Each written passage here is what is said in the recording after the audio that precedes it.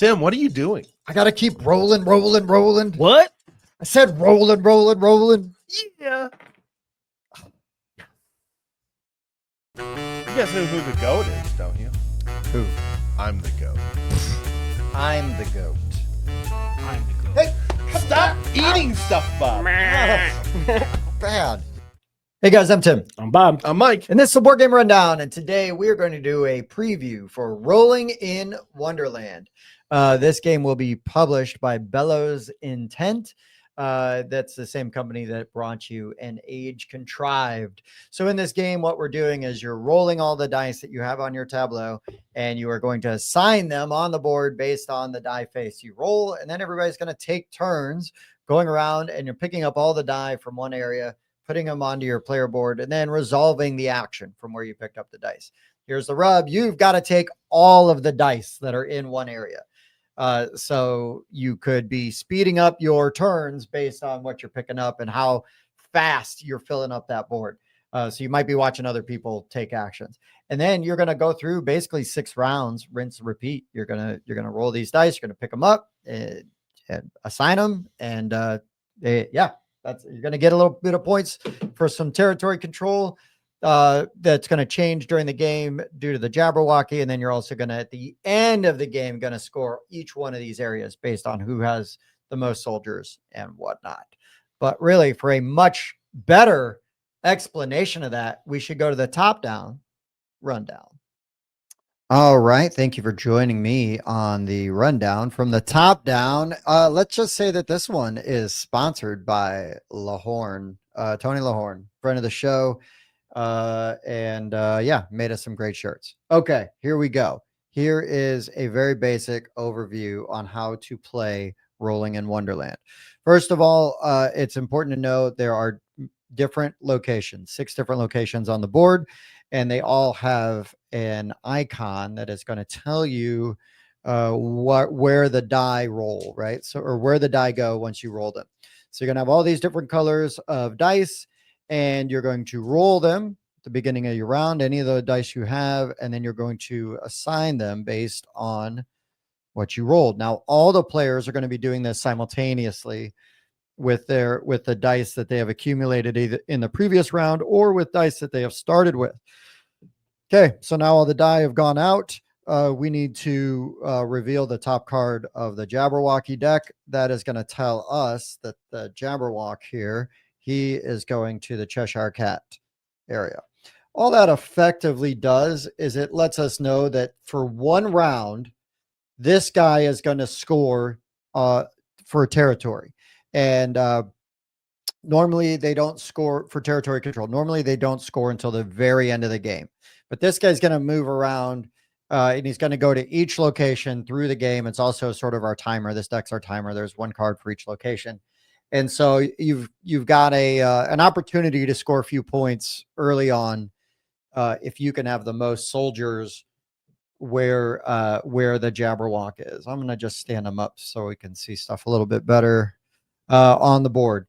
So when it's your turn, it's very straightforward, but very tactical. You are going to take all of the die from one area, and then you are going to resolve that area based on either the number of die you took or the colors of dice that you have taken.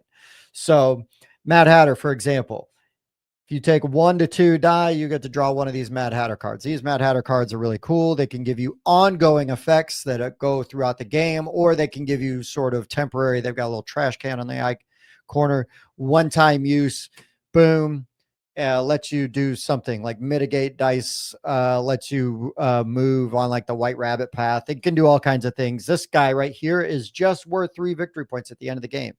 So got him there, and I've got him slotted. Another important thing to remember is when you take a black die, that's going to give you a mushroom. You're going to start with 2 mushrooms, and mushrooms are very important because you can spend a mushroom to change a die face to any side, and then you're going to reassign it to that correct area. Or, I need to check. Or you can choose an action area and reroll 2 or more die in that area. So let's just say I would like to take a Cheshire Cat action, but I don't want to take all of those dice. I might just pick up these 3, re-roll them, having spent a mushroom. And so now the teacup goes over here. The heart will go to the Queen of Hearts and another teacup.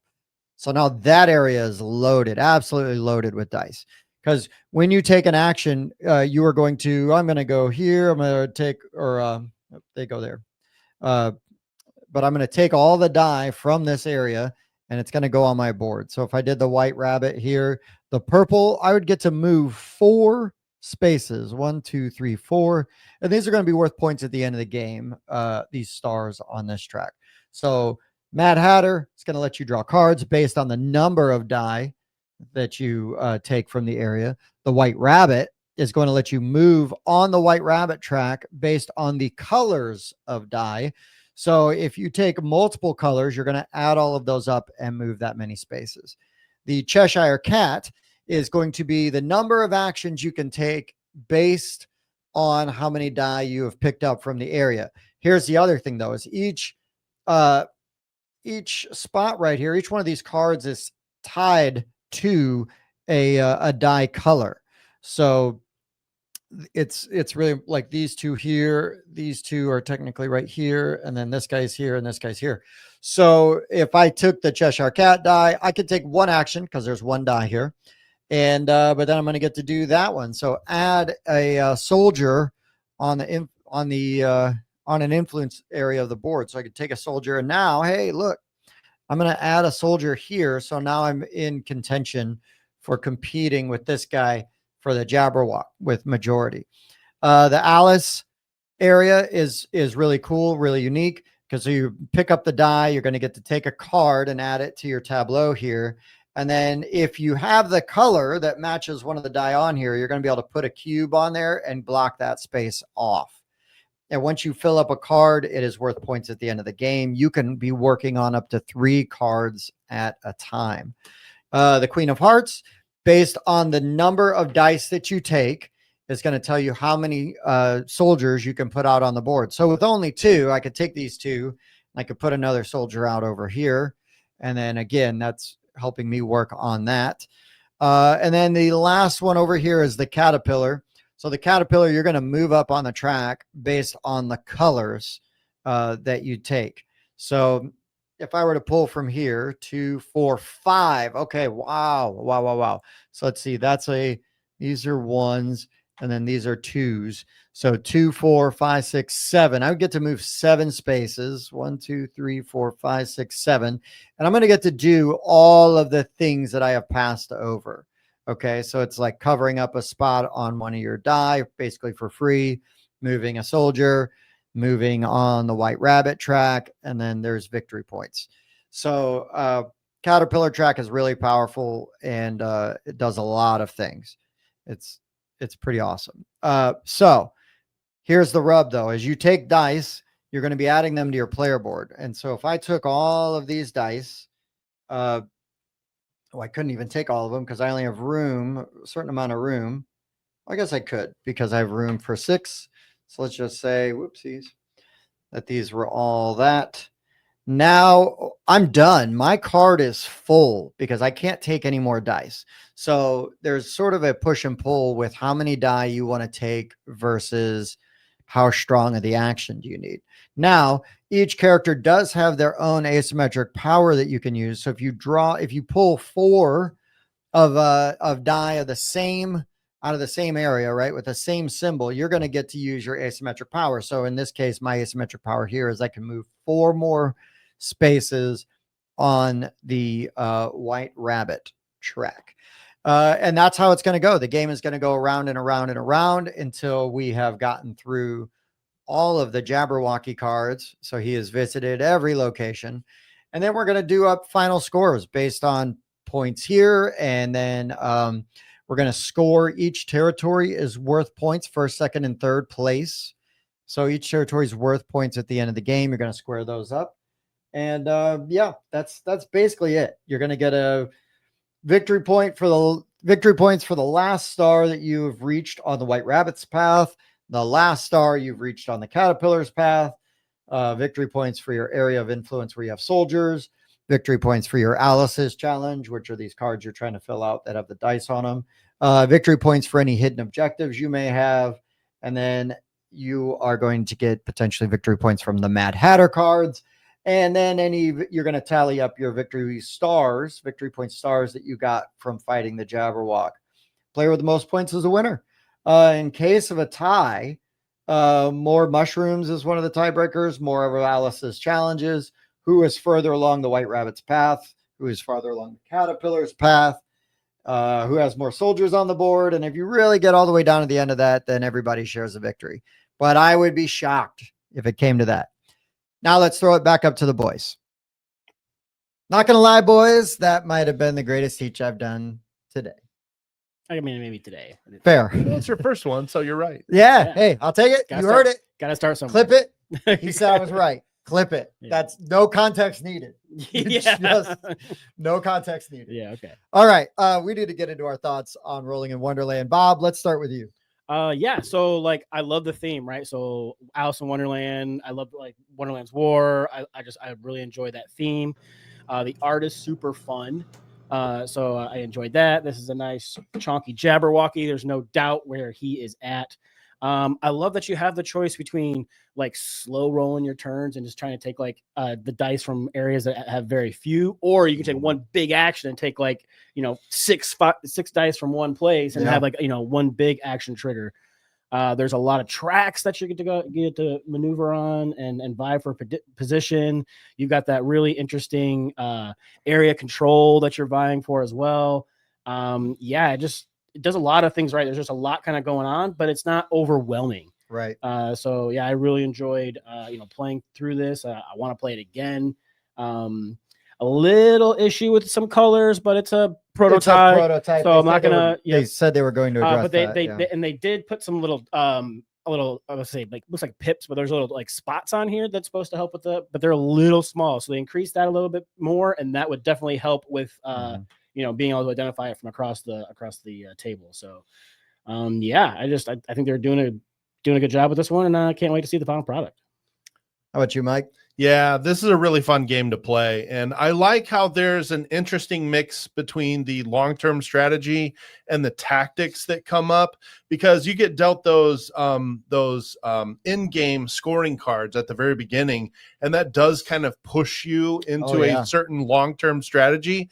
But as you begin to play and you get more of those Mad Hatter cards, those abilities that you get are really going to kind of change the types of things that you go for throughout the game. Like I was finding myself shifting, like I started going up the caterpillar track, but if I get an ability for the Mad Hatter or the White Rabbit track, then I want to start going up that. I had one where like I would get an extra card every time I'd get to a 10-point threshold on that track. And I think that gives this game a lot of replayability, because you don't use all the Cheshire cards every game too. So those come out differently. So these abilities are different every game. I think those decks in the Mad Hatter deck and the Alice deck are big enough that you're going to see different cards every time, and you'll get different synergies that working off of those cards. I think this game's doing a lot right. It's a lot of fun to play. There's a lot of different strategies that you can take. And of course, I love this theme, and the art is interesting and it's weird at the same time, which is what I want out of Wonderland art. I want it to be weird. And the caterpillar looks crazy, and the Cheshire cat looks crazy as well. I think this game's doing a lot of things right, and I really enjoyed playing it. We all go a little crazy. Yeah, no doubt. We're all mad here. No doubt. It's everything these guys said. There's a lot of really good things happening in this game. Lots of really interesting choices. I was really excited. I got to play this at Gen Con with Chris, and we were talking about it because this was a game that they've signed. And originally I signed up for like the demo, and it was just going to be like a 30-minute demo. And we got like 30 minutes in. We maybe had 2 rounds left because the game was moving, even with Teach. And there wasn't anybody waiting. He's like, "You just want to finish the game?" And I'm like, "Heck yeah, I want to finish this game." And it was really good. And these guys know I spent the rest of the weekend going, you guys got to play this game. And we were really fortunate to get an early prototype so that we had the opportunity. But this one was one of those kind of surprises at Gen Con that's like not out yet, but a game that I learned about at Gen Con that's coming down the pipe. And awesome, really good.